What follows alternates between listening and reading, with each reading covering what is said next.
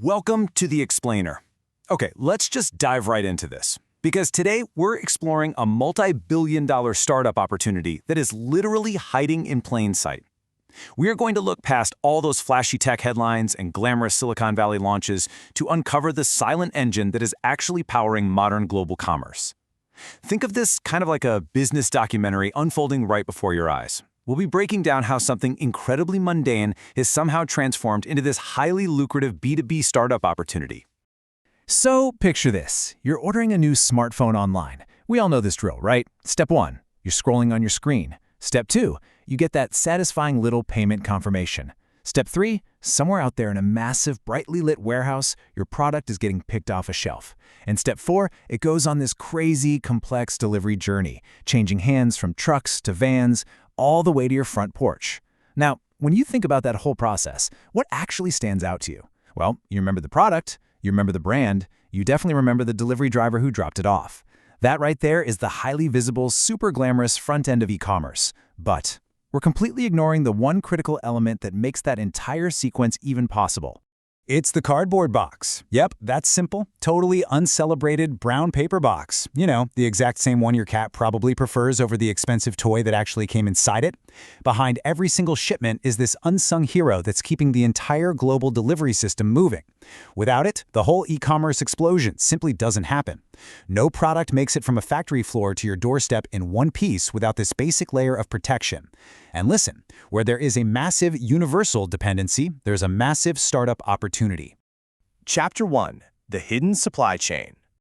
Let's actually map out the sheer volume of material that's moving invisibly around us every single day. A single box travels through so many hands, basically taking a beating so the product inside doesn't have to. Check this out. On day 1, it starts at the manufacturer. Day 2, it gets tossed into a massive warehouse.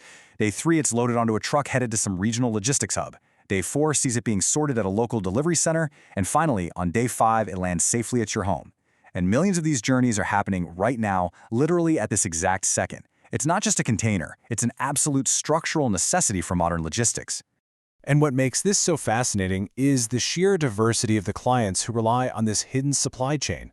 It's not just the tech giants shipping laptops. We're talking Amazon and Flipkart sellers shipping out thousands of units.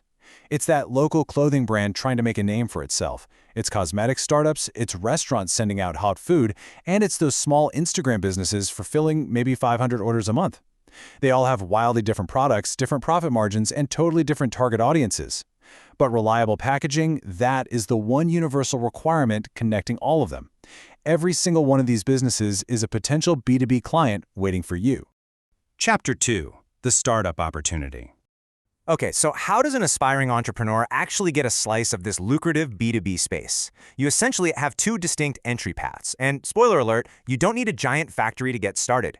Model 1 is box trading. This is your low investment entry point. You're not making the boxes, instead you're acting as the bridge.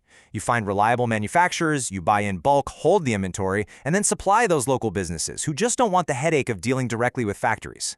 Now, Model 2 is box manufacturing. This is the scale game. Once you have steady demand, you bring the production entirely in-house. You're controlling the corrugation machines, the cutting, the printing. By manufacturing it yourself, you control the quality, the pricing, and, honestly, most importantly, the delivery speed. Let's ground this with some realistic numbers. If you're looking at option A, that small trading model, you can usually get off the ground with an estimated initial investment of around $10,000 to $25,000. That's going to cover your initial inventory, a small warehouse space, and your transportation. It's super accessible. But if you want to jump straight into the big leagues with option B, small manufacturing, you're looking at a setup cost of $50,000 to $150,000 or even more. That heavy capital goes straight toward things like corrugation machines, cutting equipment, and securing significant raw material storage. Now, here's the crucial point to remember. This is fundamentally a volume business.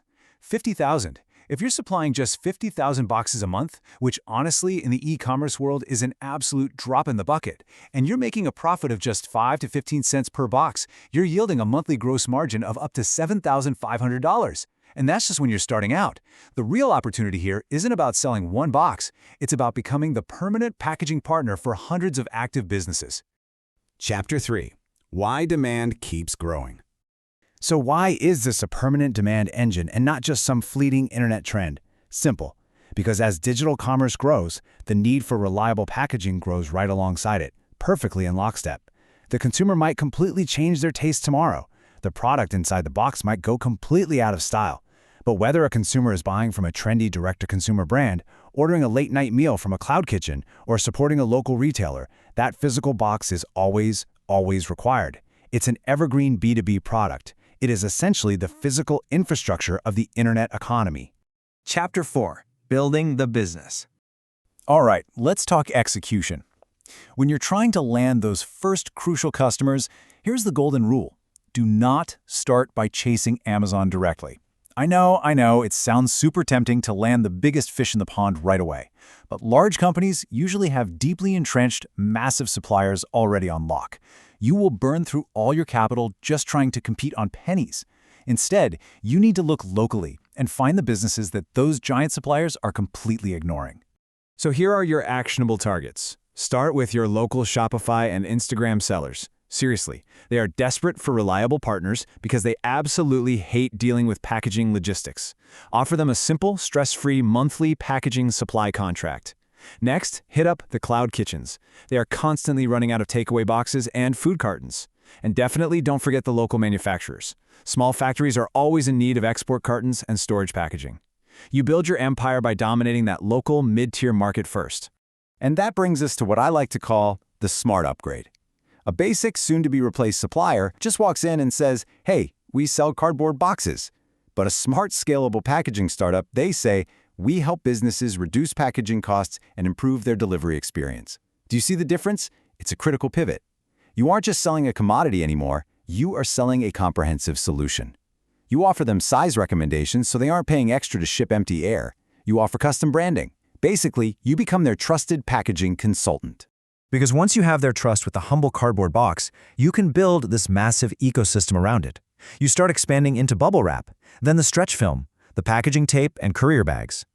Eventually, you move into highly profitable printed retail packaging, or even premium sustainable solutions. The box? That was just your foot in the door. Now you own their entire packaging supply chain, which massively increases your revenue per client without you having to go out and hunt for new leads. Chapter 5. Entrepreneur Mindset. As we wrap this up, let's shift gears from logistics to philosophy for a second. We are so trained by the media to think that a good startup idea has to be this revolutionary AI app or some glamorous tech gadget, but I really want to challenge that preconceived notion today. Some businesses look exciting just because they're highly visible, but other businesses, like packaging, they quietly, invisibly power the entire global economy. Great businesses are built around essential utilities. They're built around products that nobody throws a parade for, yet millions of businesses simply can't operate without. I want to leave you with this thought. Sometimes the biggest opportunities are hidden in the things people use every day but rarely notice. The very next time you receive a package, I challenge you to look past the brand and the product. Take a real look at the tape, the bubble wrap, the corrugated cardboard itself. That is not just trash. That is a billion-dollar industry hiding right there on your doorstep. What other invisible utilities are you walking past every single day? Keep your eyes open, stay curious, and I'll see you in the next explainer.